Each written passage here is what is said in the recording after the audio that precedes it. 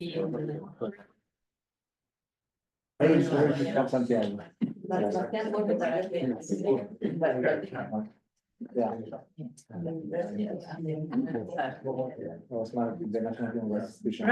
good afternoon, everyone. Sorry for the slight delay, but we had a couple of technical issues which we've now resolved, thanks to my brilliant colleagues here at the Institute. My name is Francesca Lessa. I'm Associate Professor in International Relations of the Americas here at the Institute. And I'm delighted to welcome you all to this roundtable on the 50 years after Operation Condor. This is, I think, our first hybrid event after COVID, or since we returned to normal life since the COVID pandemic. And I also wanted to mention that this hybrid event is being co-sponsored by the Recent History and Memory section of the Latin American Studies Association. So it's also the first event that we're doing together for this academic year. So this roundtable brings together lawyers and academics to reflect on the 50th anniversary of the official founding meeting of Operation Condor. Set up in November 1975 by Argentina, Bolivia, Chile, Paraguay, and Uruguay, this transnational terror network facilitated the persecution of political dissidents living in exile in South America and beyond. The way we will proceed with this event is the following. I will be introducing all of our speakers now. Then we will be sharing a very brief 1 minute long video that gives you a very quick overview of what Operation Condor was. And this video was produced in collaboration with colleagues on the plancondor.org project, which is hosted here at the UCL Institute of the Americas. So I'm going to present our speakers in the order in which they will be presenting. So we have first Professor Philippe Sands, who is a professor of law and director of the Center on International Courts and Tribunals here at UCL. He is the author of 38 Londres Street on Impunity, Pinochet and England, and Enasi in Patagonia, that was published earlier this year. I'm sure many of you will have attended this book launch here at UCL in the summer. He's also the author of East-West Street, which was published in 2016. He represented Human Rights Watch in the landmark proceedings against Chilean dictator Augusto Pinochet following his arrest here in London in 1998. Then we will hear from Karinna Fernández Neira, who is a leading Chilean lawyer and human rights defender. She's the lawyer in the Chilean Operation Condor trials and has a wealth of experience litigating cases relating to the Chilean dictatorship, contemporary human rights violations, and corruption before Chilean courts, the Inter-American Commission on Human Rights, and the Inter-American Court of Human Rights.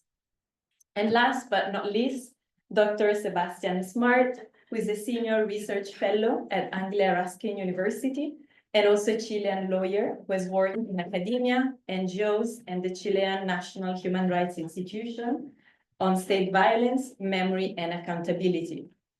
He has also collaborated with various regional and international organizations. He's the editor of the book, Business, Human Rights, Technology, and Transitional Justice in Latin America, that was also published earlier this year. So as I was saying, just to get us started, I want to show you a very short video that provides a very brief overview of Operation Condor, and let's hope that the technology is going to help us show it. Durante las décadas de 60 y 70, varias dictaduras militares tomaron el poder en América del Sur. Primero en Paraguay, luego en Brasil, Bolivia, Uruguay, Chile y Argentina. Estas dictaduras, inspiradas en la doctrina de seguridad nacional durante la Guerra Fría, persiguieron a toda disidencia social y política. Organizaciones guerrilleras, militantes políticos, estudiantes, docentes, sindicalistas, periodistas y artistas populares. Pero no fue solo represión, también fue saqueo. Impusieron proyectos económicos que beneficiaron a una minoría y abrieron las puertas a grandes intereses, desmantelando derechos laborales y empobreciendo a millones. En 1975, 5 de estos gobiernos conformaron además el Plan Cóndor, una red secreta para perseguir, secuestrar, asesinar y desaparecer militantes en el exilio más allá de las fronteras geográficas. Uruguay, Chile y Argentina fueron los miembros más activos de esta alianza para sembrar el terror. Este 2025 se cumplen 50 años del Plan Cóndor y aún seguimos buscando verdad y justicia. Por eso decimos nunca más. El futuro lo construimos con memoria. Right, we are now going to move on to our first speaker, Professor Philippe Sanz. Thank you. And each speaker, I should have mentioned, will share their comments for about 10-15 minutes, and then we will move on to the next. Well, thank you so much, Francesca, for the invitation. It's really incredibly nice to be here at UCL. I mean, I didn't know the work that was going on until we met the publication of my book, and it's really good to be back together again with Karinna to meet Sebastián. So I think I speak with humility in this community. I'm a British-French international lawyer. I have not lived the experience that they have lived. And so I'm an outsider who has come across, I think in quite a meaningful way for me, Operation Condor. As Francesca said,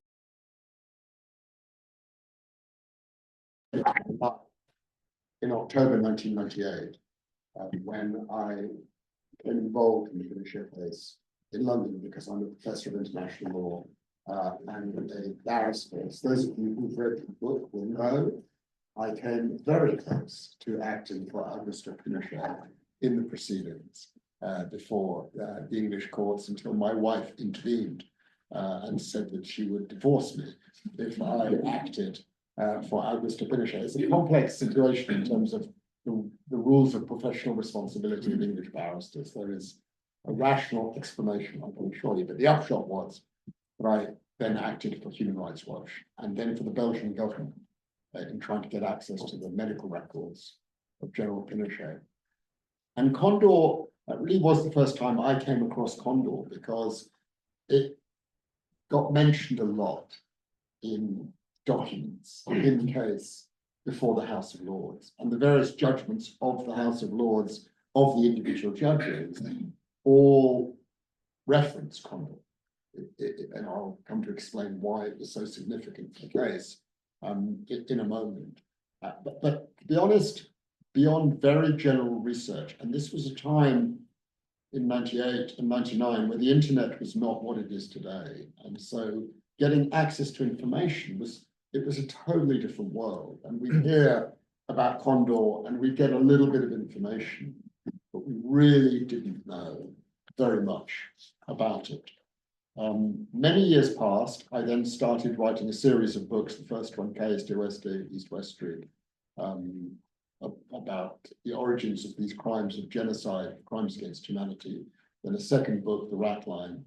And while I was researching The Rat Line, I came across I was given access to the personal archives, 10,000 pages, of Otto and Charlotte Wächter, who were top Nazis, Austrian Nazis, responsible for lots of horrors in occupied Poland. And amongst the 10,000 pages, I find a letter from an old SS man living in Damascus, Syria, called Walter Rauff. And I'm curious on who this Walter Rauff man is, and I will learn very quickly. By now it's 2015, we have the internet, we can do a bit of research. This was the guy who operated and managed the mobile gas vans, killing probably 800,000 or 900,000 people in 1941 and 1942. And he'd ended up living in Chile, in Punta Arenas, where he was the manager of the Pesquera Camello, the king crab cannery. So because I'm a litigator and my job often is to put together, you understand this, you have a hunch, you have an instinct. And my instinct was based around the question, could there be a relationship between Rauff and Pinochet? And I started writing the book 10 years ago that became Going on 38, Londres Street. And there were really two issues. One issue was what really happened in the Pinochet case? And the second issue was there a relationship between Rauff and Pinochet?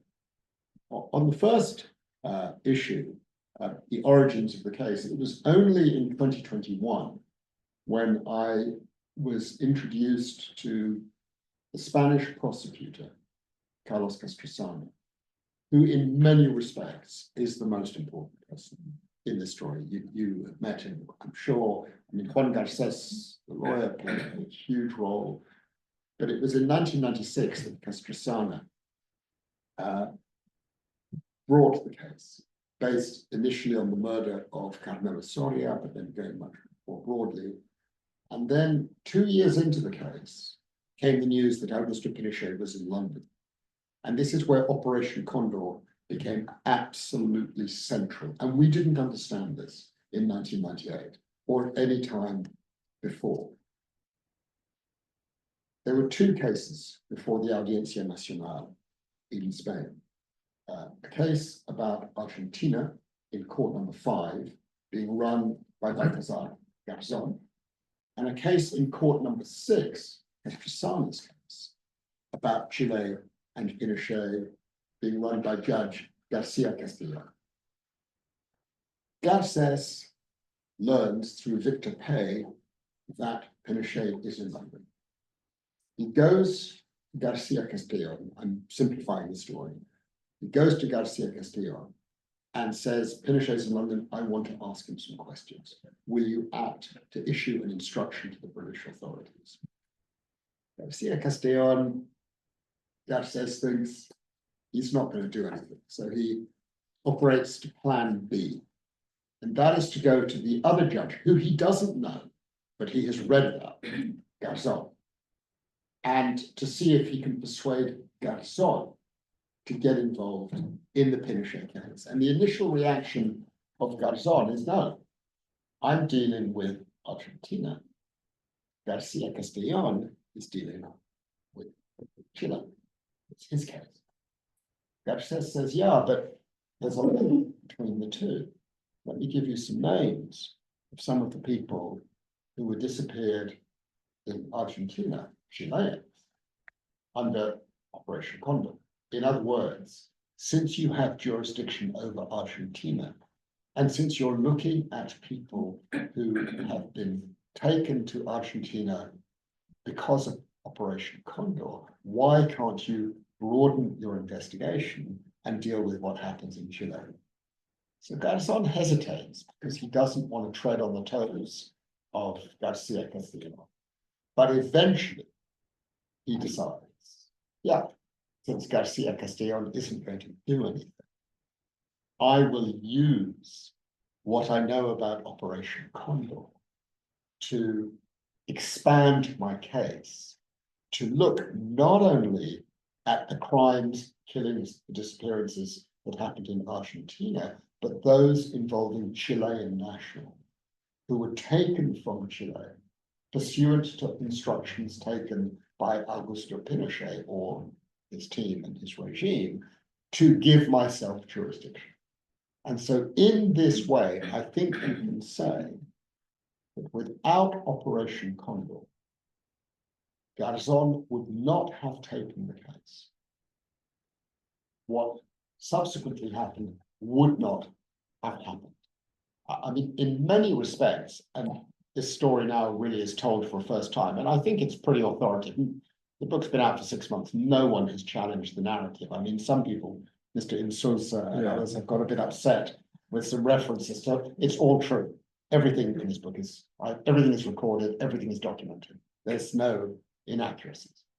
And this part of the story of place of Operation Condor, I went over with Garces, with Castrosano, with Garzón. They've all confirmed that that was exactly how it happened. I could stop there on the significance of Operation Condor in the bringing of the case, but I think it is just worth mentioning how accidental life is. Often I would hear, and you've also heard these vast conspiracy theories about how the arrest happened and all these people who were involved and blah, blah, blah. It's all bullshit. It's all total bullshit. It's all happens by accident and actions of individuals. on the morning of Friday, the 16th of October, Garzon, pursuant to Operation Condor, having taken the case of Soria, but it wasn't enough because Soria was not a Condor case, although Soria had connections with Argentina. Garzon is preparing a list of interrogatories, questions to send to Pinochet in London. And he has spent 1.5 days preparing a list of questions with Juan Garces. And then out of the blue, totally unexpectedly, he gets a phone call from someone at the British Embassy in Madrid, who says to him, I've just had information that Pinochet is leaving on Saturday morning on a flight back to Chile. So if you want to do something, you've got to move now. That person, who was the source of the information, was the number 2 at the British Embassy in Madrid, John Dew, who I've interviewed. He's one of the few people who would not allow me to record the interview, but he has not challenged anything that is in the book. He's accepted that it is accurate, and it's been confirmed to me also by Baltasar Garzon, who I have reviewed in all conversations. And what the British, the effect of the phone call was that in the space of 1 hour, Garzon tore up his questions, threw them away, and wrote out a warrant for the arrest of Augusto Pinochet. And that was then sent 1 hour later to London, and then set in motion what happened. Garzon made it very clear that he was acting on the basis of crimes committed under Operation Condor.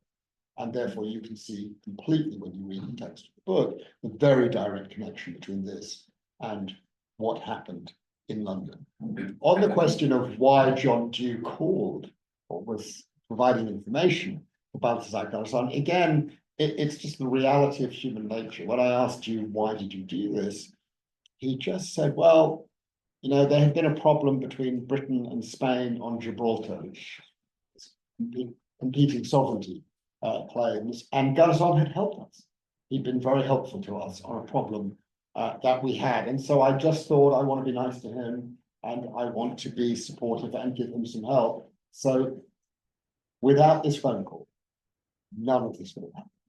Without Operation Condor, none of this would have happened. So that was the first place that Condor played in the case. And then when you read the judgments of the individual judges, you'll see that many of them, David Hope and others, reference the crimes under Condor to justify the conclusion that they came to.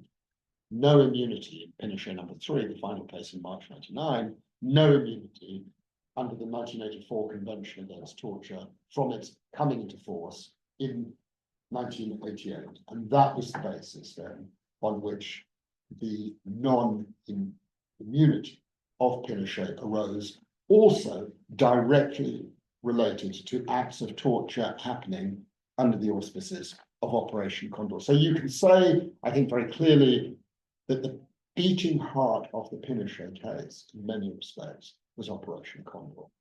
So on the second story, you know, one half of the book is Pinochet London, the other half is this guy Ralph. The place of Operation Condor was completely unexpected. I wanted to find out, I had a hunch that Pinochet and Ralph knew each other. This proved to be correct. They had met in 1956 in Quito, Ecuador. They'd become good friends. And Walter Ralph's grandson, also called Walter Ralph, was the one who said to me, it was the Pinochets who encouraged my family to move from Ecuador to Chile. So that became the first clue for the relationship between the two. When you know someone in 1956, the chances are you'll know someone much later, particularly if they're the family that has brought you to your new country. And I found points of connection. And in particular, Ralph was very discreet in the letters he would send to his sister in West Germany, but there were hints of a continuing connection. Possibly the strongest hint was a letter that Ralph writes to his sister early in 1974. He's celebrating the coup d'etat, he's thrilled, he's delighted, his politics are, you know, he's anti-communist, he's anti-Semitic, he's totally on cloud 9, as we would say in London, and he writes to his sister, "I am now like a protected monument." And that line, Ralph had learned, no photographs, no documents, no nothing. But there are little clues in the private correspondence. This is something that the great late, also UCL professor, historian Lisa Jardine had really taught me about, is that if you really want to understand what happened in a particular moment in time, don't look at the official documents. Look at the private correspondence.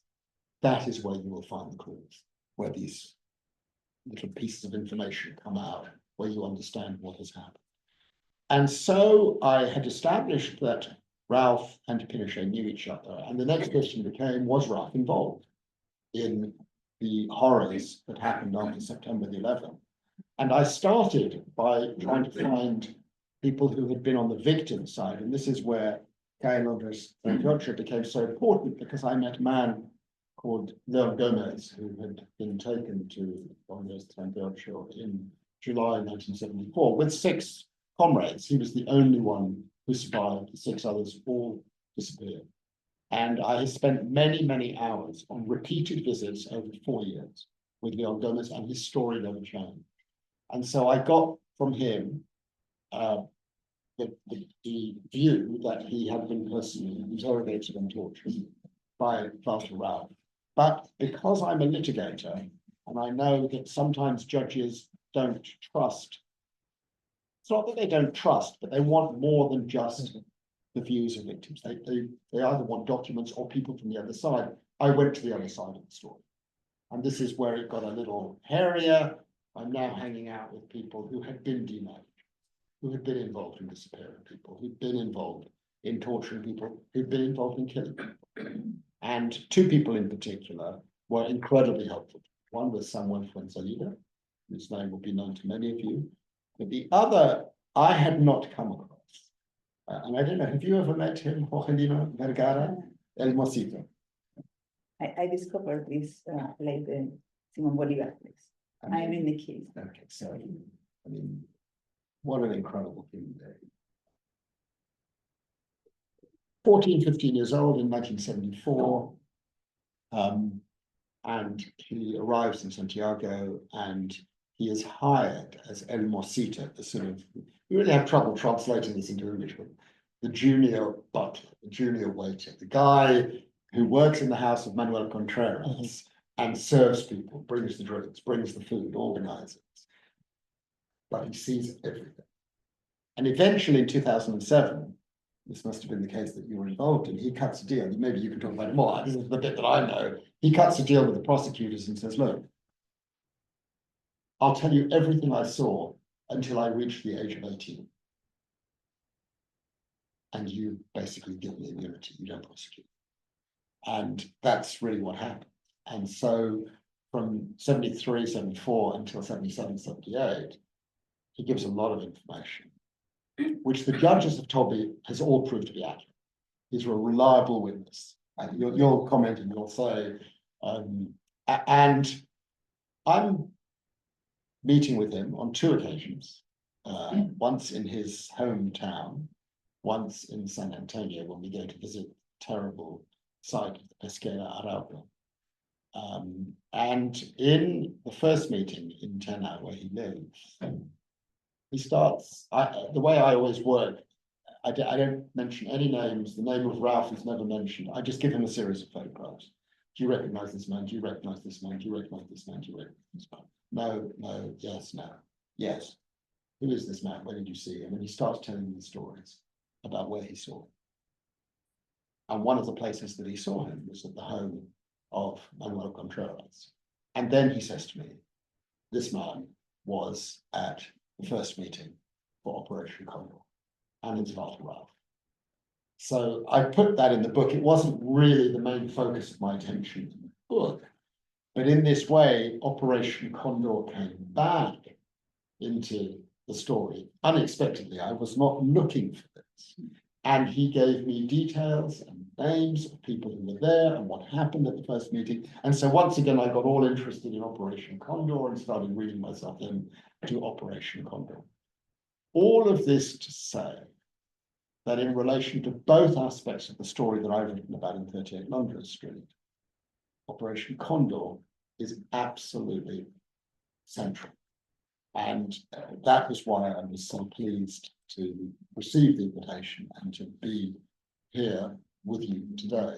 I think that's where I stop now. That gives you a sense of my connection with Operation Condor, and now we can hear from the colleagues on their own Operation Condor. Thank you so much, Philippe. We're going to move on to Karinna's presentation. Do you want me to move the slides for you? I'll just share it with the Zoom call.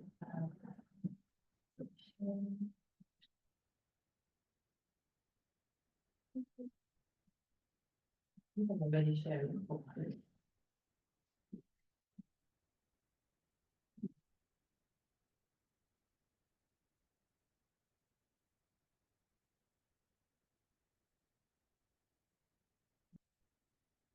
Yes, just from there.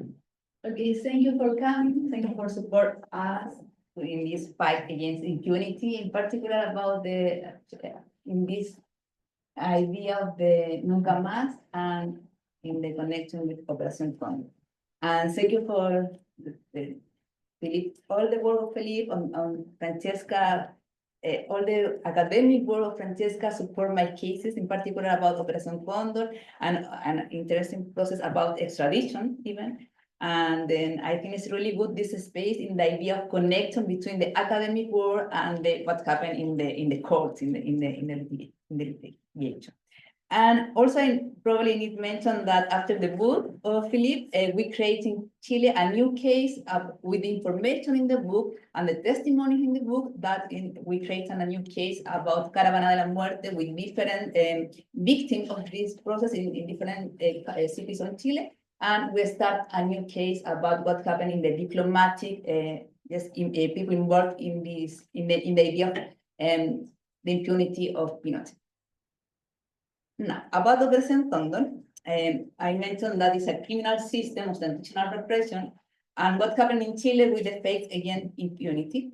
And Operación Condor constitutes a sophisticated criminal system of repressive coordination at a regional level to hunt down political opponents characterized by an ambitious organization and transcendent impact. This intrinsic coordination also creates powerful mechanisms of impunity, significant delayed justice. To overcome this challenge, a continuous and profound reflection on Operación Condor is essential. Then it's essential to clarify its objective of Operación Condor, its operational scope, and its modus operandi, as well as the demand it imposed on the obligation to sanction those responsibles. Likewise, it is crucial to analyze the possibility of its rearticulation in the absence of effective non-repetition measures. Based on my experience in the fight against impunity in Chile, I confirmed that the criminal prosecution of those involved in Operación Condor requires first, demonstrate the repressive coordination that articulates Operación Condor, proving its systematic transitional character.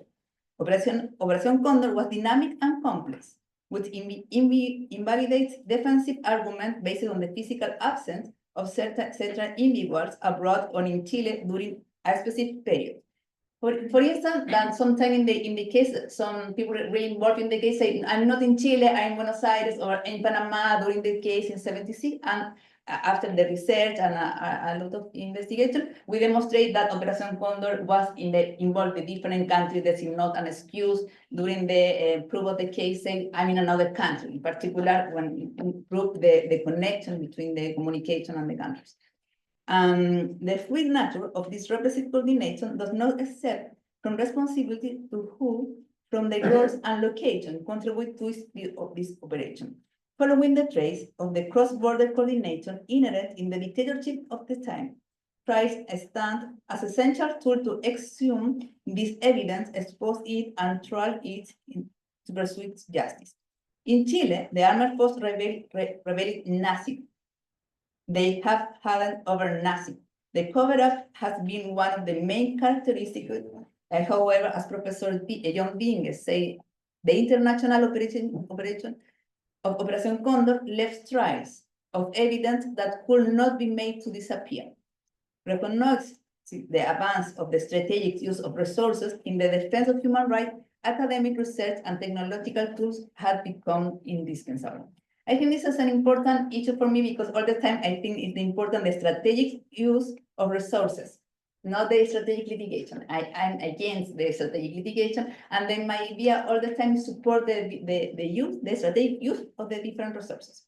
In particular, about the idea of operationalization of the human rights and in special with other disciplines. For instance, my friend Christian worked a lot with me for the psychologist approach, or Jorge for the sociologist approach, anthropologist approach. We try to even involve in the cases different disciplines and in the academic support. This has driven us to remember each victim individually, to systematize the repressive experience and to identify the links between them and the perpetrators, addressing the legal limitation in Chile, where the absence of the criminal offense of forced disappearance and the validity of the status of limitation without exception make the classification of these crimes as crimes against humanity crucial to ensure effective sanctions. In Chile, a significant tool to confront impunity and silence has been the decision of the Supreme Court to transmit the final hearing online at the request of the victim and their organization. Then the idea of the support for us to access the justice and even to memory as an really good tools for the victims. Then about cases, currently there are 8 criminal proceedings linked to Operación Condor in Chile, 7 of them with final convictions.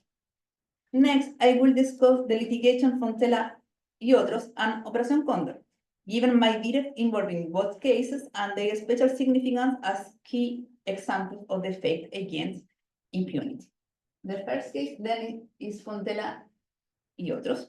This case, criminals investigate the kidnapping from their homes and the subsequent permanent disappearance of 3 foreign citizens on September 12th of 1973. Then, one day after the start of the dictatorship, was the disappearance of these people.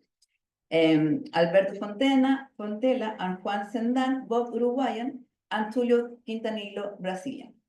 On the night of September 12th, a heavily armed military contingent illegally entered the home of the 2 young Uruguayan members of the Tupac Amaru movement and kidnapped them. They were taken to the military school. After interrogation, the 2 Uruguayan men were transferred to the Tacna regiment and were never seen again. At the same night, the Brazilian citizen Tulio Quintanillo, as a member of the Brazilian Revolutionary Communist Party, was detained, and there also was translated to the military institution, the Military Institute Command, interrogated and then transported toward the Tacna regiment, where the subsequently disappeared. Rafael Ahumada and Jorge Tapia, military officers assigned to the Tacna regiment during that period, were identified as responsible. Ahumada, of higher rank and head of the Departamento Segundo, Department 2, that is an intervention unit, and Tapia, local head of the intelligence office of the Tacna regiment, had the authority to make decisions within the regiment from where the victim disappeared. This case was relevant with the classification of the information by the CIA and the FBI, which relevates that the Chilean army had possessed files of the Uruguayan and victims since the morning of September 11, refuting the idea of spontaneous events. And after Sebastián will be expose about the internet archive, but in the day before that I had the hearing before the Supreme Court, I discovered in our project, in our webpage, this information about the archive of the CIA that proved this idea of the Chilean Army Force had the information from the 11th of September, then was not an eventuality of the disappearance of these people, that is in connection between the army forces. 2 years ago, the Supreme Court sentenced Tapia and Ahumada to 10 years and 1 day of imprisonment as perpetrator of this crime.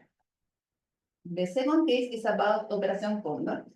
This is a judicial process under the qualified kidnapping from 1976. Jorge Fuertes Alarcón, Julio Valladares Caroca, Juan Hernández Saspe, Manuel Tamayo Martínez, Luis Muñoz Velázquez, Alexis Yagar, and Velázquez Mardones, as well as the qualified homicide of Ricardo Ramírez, Jacobo Stuhlman, Matilde Pesa, Hernández Galvez, and Ruiter Correa, crimes perpetrated within the framework of Plan Condor. And in this case, Alexis Yagar is in connection that you mentioned about the Simón Bolívar and the Mosito, because when the Mosito start to say what happened in Simón Bolívar was a special place where all the victims was murdered, the extermination place, and all the testimony, and particularly the Mosito, start with the identify that Alexis Yagar was in Simón Bolívar. Then was the proof that he disappeared in Buenos Aires. That was the last time evidence that was in Simón Bolívar. The Supreme Court ruling issues on December of 2023 confirming the conviction against 22 members of National Intelligence Directorate, DINA, for the crimes of kidnapping of qualified homicide. The sentences imposed ranged between 15 and 40 years in prison. I represent 3 victims: Ricardo Ramírez, Ruiter Correa, and Hernández Galvez, militants of the Communist Party. They are members of the union leader who, despite the previous extermination of 2 of their leadership and 100 of their comrades, were executed in 1976. Risk their lives precisely to archive the reactivation of the party from the fact that funds were brought from abroad. Economic funds from Buenos Aires and Europe to face the extermination of which they were being offered to the state. A relevant fact of Operación Condor with implication for both Chile and the region is that 2 of the victims were kidnapped and executed in Chilean territory. 2 of the victims I represent was murdered in Chile and never moved to another country. This discovered evidence by the identification of Soto remains in 2012 transformed the traditional understanding of Operación Condor. Until then, it was believed that it was limited to the kidnapping and transfer of victims abroad. This finding revealed a crucial element of exchange and flow of information within Operación Condor, explaining our perspective on his operation. The Supreme Court established that in the commission of crimes against humanity, even if the agent participates jointly, each one will be criminally responsible if there is a common agreement necessary for the reciprocal imputation of the contribution. This common agreement can be manifested as large-scale criminal enterprise, such as system of persecution and cruelty applied at the national level, without the need to cure the commission of the crimes and turn arise spontaneously. This is the imagine about the court. And this is the imagine when the case started in 1908 and when the day we finished in the Supreme Court the last hearing.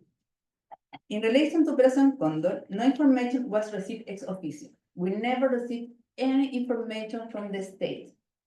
The victims themselves and the archive of Chilean diplomatic remains closed, which underlines the importance of independent search initiative.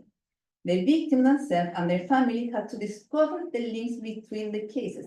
Some disappeared in Argentina, and their remains were found in Chile, while others disappeared in Chile territory. It was necessary to discover and prove before the court that Operación Condor was a coordinated and this dynamic system which handled information jointly and not compartmentalized. The existence of the because this is a classic in the information about the dictatorship, or people say, no, I never was nothing, and everything was really compartmentalized. Then this case proved all the connection between the information and the participation and the consent. The existence of this coordination and the presence of probative documents in Chile was demonstrated. In addition to the blood crimes, the economic pillaje associated with this repressive process was denounced, an aspect that took decades to fully understand. All the time I'm really criticize myself because it was really difficult put attention on what happened with the money, with the economic complicity in the case of the dictatorship, because all the time we focus in the disappear on this kind of blood crimes and not focusing the economic issues, but then we discovered this connection in this time. 50 years after this event, the tendency toward denial and concealment of the information persists. The charge in terms of truth and justice have required the strategic use of tools of demonstrate the operation of these traditional repressive systems such as Operation Condor. The discovery of other repressive centers in Chile was decisive in establishing the transit of the victim, who disappeared in Argentina, allowing responsibility to be infused to agent an operational group of this place, highlighting the importance of coordination in current investigation in Chile. The great challenge lies in publicity the judicial resolution and the facts proven after decades of silence and misinformation. This dissemination is a duty to society and the victim, as well as a guarantee of no repetition. However, the limited interest of the media and the society have the satisfaction of this demand of truth, obstructing collective memory and critical analysis of what's experienced. Thank you so much.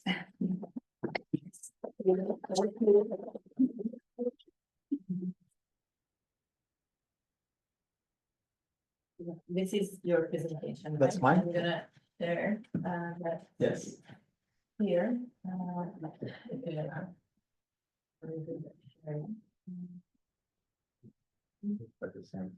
Oh, okay, so that's why it's not. No, that's perfect. Yeah. Yeah. I think it doesn't. I think I have to. Oops. Where is it from? From here. I don't know. Yeah, I think I have to stop and then read this.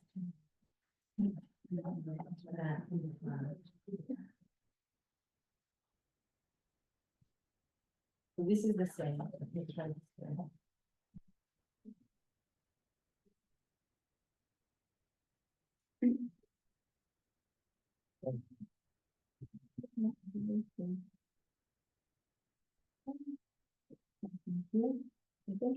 Yeah. This is the one, yeah. That's great. Okay.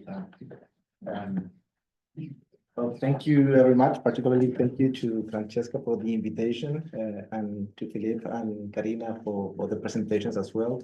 It's always a pleasure to be here. I did my PhD here, so it's like coming back home, isn't it? So really good. And well, Francesca have asked me to do something really difficult, I think, because it's to present a webpage that she created. So it's kind of. That's only partially true. You've been collaborating, so. I'll try my best. I'll try my best. But I will start with a little bit of context as well. So, and the first thing is that when we are talking about technology and human rights, we always say that technology is not neutral. And well, one of the, I mean, apart from all the bad things that we have had with the Trump administration, one of the good things is that we just have to show a couple of images, and we already know that technology is not neutral, politically speaking, isn't it? I mean, in the Trump inauguration, we had all the tech people over there in the first line, and also you see Milei with another big tech bro, as they call it, isn't it? So, well, technology is not neutral, and that's kind of the key motivation, I would say, for part of the presentation that I'll be doing today. And this is something that since 1972, for example, Salvador Allende was already saying before the UN. He was saying that at that time, there was no capacity for technological creation in Latin America, that was completely insufficient, that addressing this problem, which would allow us to end technological subordination, is really difficult, it's really costly, it's really slow, but we must be able to select our own technologies. This is Salvador Allende before the UN in 1972, okay? And it's not just a discourse, he actually did a couple of things. He tried to nationalize IT&T. It's like nationalizing today, I don't know, something like Google, but of that time. And he tried in Chile. He also created the project CyberSync. For those of you that don't know it, it's a way of using technologies in the 1970s to manage industries as a network in machines and computers. So it was a very advanced development of technology throughout Allende's government, no? And the other thing that we know, and this is why technology is not neutral as well, is that, and this is part of Francesca's, great development and research, is that Operación Condor used different technologies as well. Now, there was a centralized intelligence database based in Santiago. You also had Condor, which was an encrypted communication network with a node in Panama, and Condor, which was a command center in Buenos Aires that managed incoming information and dispatched joint operational teams. So you had usage of technologies as well through Operación Condor, you know? How this, the webpage that I will show you in a couple of minutes came to life. It came to life in a context which is not that different from the one that we are currently living, unfortunately, now in Chile. No, so Antonio Caz, for those of you that don't know him, maybe the future president of Chile, hopefully not, but maybe he will be the future president. And in December 2021, he was the runner-up in Chilean presidential elections. He secured at that time 44% of the votes. And actually, one of his policies of the things that he wanted to create was an international coordination anti-leftist radicals, no? Becoming something really similar to what we know about Condor Operation Condor. No? So he basically stated that after the Chilean social outbreak in Colombia was having something really similar. He said this is not coincidence. There's some intelligence behind radical leftists in Latin America, so he had to do something. This time he's not saying these things because he's just looking around an emergency government. This is proposals, but most probably he will still actually do something similar. And at by time, here there are two people that are here. I think that Karinna was asking Francesca, you have to share all the information that you have collected, because if not, we will not know what is happening over there. And this guy, Antonio Caz, wants to do something similar. We have to learn from history, basically. No? So that's how the webpage came to life. But it also came to life with an older sister, it's like that, isn't it? Yes, an older sister, which is Sitios de Memoria Uruguay, which collects archives, which has a dissemination of information of memory sites in Uruguay, and obviously it's a way to digitalize, to disseminate materials that basically really concentrated in Uruguay, no? So based on a similar model, Francesca has led an important team and very generously have invited many of us to be part of the project plan on the platform. And this is how the webpage kind of look like. I will show you in immediately, no? But I will say that there are three key things that the webpage does, many other things, and it's for you to discover those things. But it's a way to centralize knowledge. It's a way to develop new materials and forms of dissemination. I mean, the video that Francesca was showing at the beginning of this session is kind of or part of that. But also, I will say it's a way to have an open source and a learning tool, and I will try to explain these three things now. No? So this is basically how the web page looks like, and if you go into the web page, you will see all these different things that you can go into, no? And I will explain each of them in a few seconds. But basically, what you have in terms of knowledge creation is that, for example, you have a database of victims where you can look by name, by status, and by status means that it's been assassinated, disappeared, escaped, survivor, among others. You can look by country of birth of those victims, and also by age range, which is basically if they are adults or if they are children and adolescents. In this database, there are 805 fact sheets of different victims, and they look kind of like this, no? So you have the name, the status, the sex, the age range, the country of birth, the affiliation, but also which was the present operation that was operating in this particular case. And this is really important for another technological tool, which I will show you immediately, but it also shows in which place of detention the victim was, no? Also, in the webpage, you can find a couple of selected histories of Plan Condor victims. So you can basically go throughout 22, I think, victim factions, yeah, and where you will find a little bit more information, no, about the victim. Hopefully, in the future, we have the resources and people that will be interested in this kind of issues. We can have obviously these kind of actions for every single victim, but it's a way to know a little bit more about particular victims. And the selection of these victims, is important to say, has been selected in coordination with civil society organizations in different countries, no? Another tool which is really interesting is the Condor map, no? And in the Condor map, you see something like this. I will say something, but we use OpenStreetMaps, which is not Google Maps, for example, for a reason. It's an open source technology that everyone can use. And when you go into there, you can see different detention sites, and you can see which victims were in each detention site. And also you can see the database of all the detention sites where you have 182. Thank you. Detention sites, and also the same as victims. Of course, you can filter by country, and same as victims, we have selected as well some selected detention sites where you can see something like, for example, in the case of Villa Grimaldi, you will be able to see something like this, not just where it's located, but a little bit more information about each of these detention sites as well. So it's a huge amount of information that is also put into these maps, you know? The other thing in terms of knowledge that is over there is court cases. No? You have court cases by, in different countries at the national level. Also, you can filter by the status of the case. No? And you have 49 cases, here where you can find the final decision, for example, of each case, and you will be able to kind of know a little bit about where it comes from, and you can go inside into the link and look at the whole information of those cases.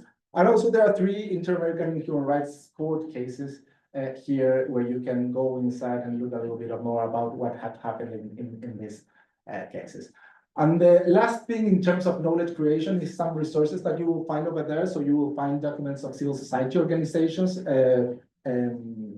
which looks, just a random one, but look a little bit like this. So it's an historical archive of what civil society organizations have actually been doing in this sense. There are 161 documents over there that you can look at in this sense.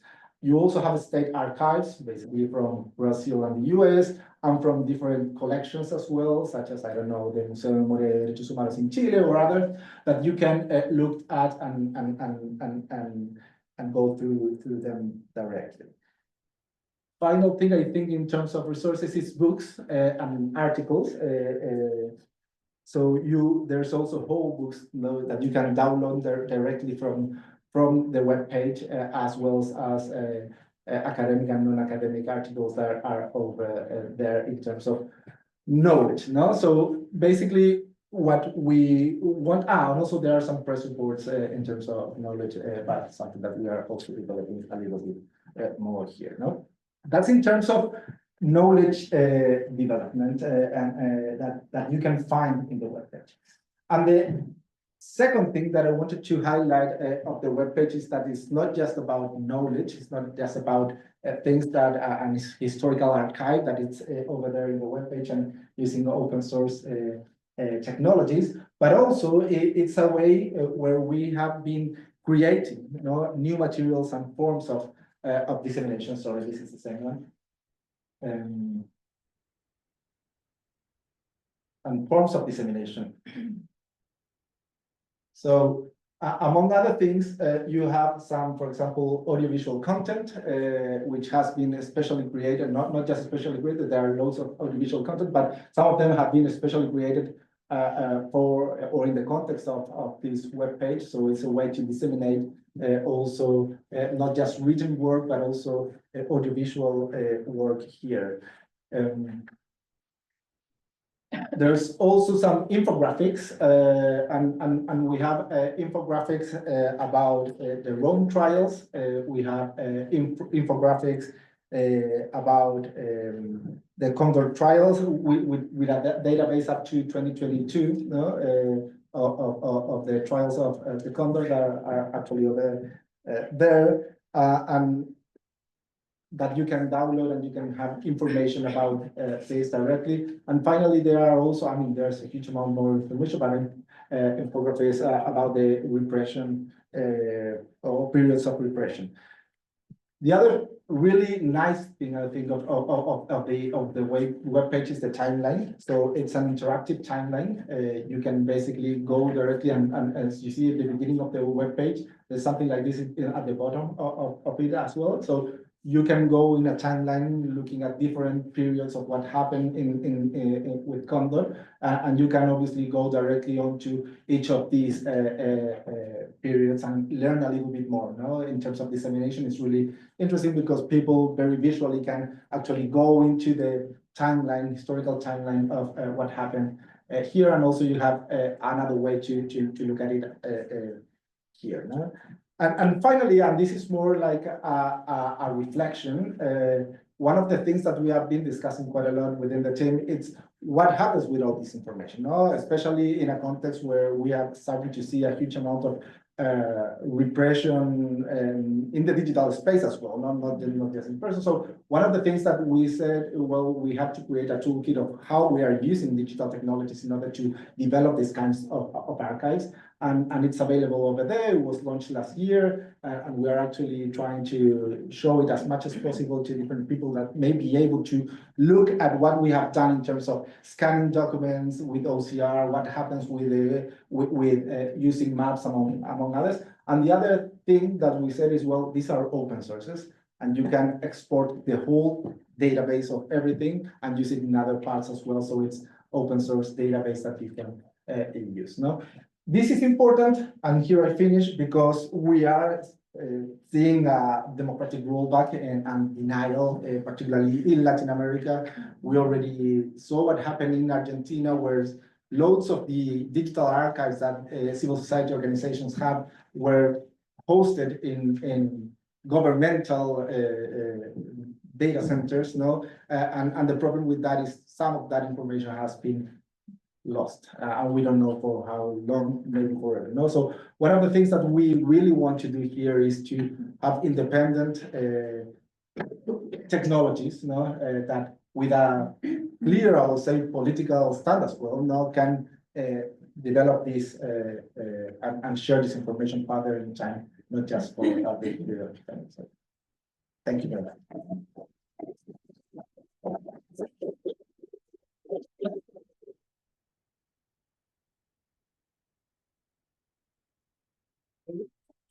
So I'm going to stop the recording now.